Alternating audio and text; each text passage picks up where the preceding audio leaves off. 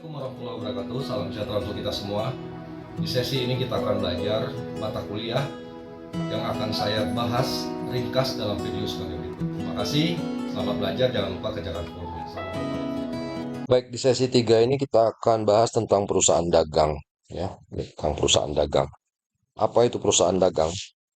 Perusahaan dagang adalah perusahaan yang membeli inventory atau persediaan dari agen atau supplier atau dari pabrikasi, dari manufaktur, ya, di mana eh, aktivitas ini dikumpulkan pembeliannya ke gudang di perusahaan tertentu, misalnya perusahaan A di dalam gudang, dan oleh perusahaan A secara akuntansi diakui sebagai inventory atau persediaan.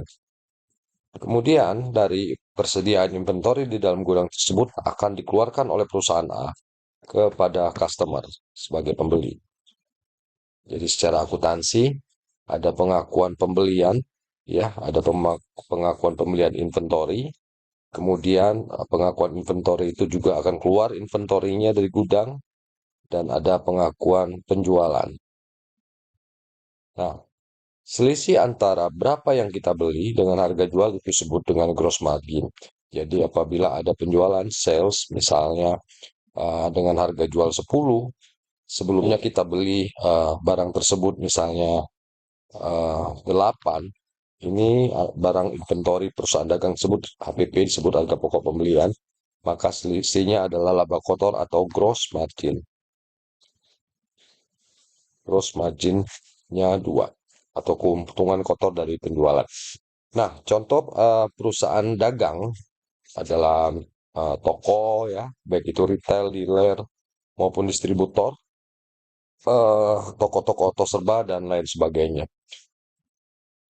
Nah, dari transaksi penjualan, akun yang terjadi yang termasuk dalam transaksi penjualan adalah penjualan itu sendiri, retur atau pengembalian yang sifatnya mengurangi, mengkoreksi nilai penjualan, termasuk juga potongan penjualan atau diskon, akun persediaan barang dagang atau inventory yang sudah kita jelaskan tadi, termasuk juga pembelian inventory, termasuk juga misalnya ada biaya pengangkutan karena ada dari transaksi penjualan dan harga pokok penjualan sebagai pengakuan berapa nilai modal dari suatu penjualan yang kemudian kita jual kembali. Metode persediaan secara akuntansi terdiri dari 2 metode, yaitu metode virtual dan metode periodik atau metode fisik. Perbedaan metode ini dapat Anda pelajari dari buku materi pokok. Silakan belajar, kerjakan forum, dan silakan untuk berdiskusi. Dan jika ada pertanyaan, sampaikan di dalam forum. Terima kasih, selamat belajar.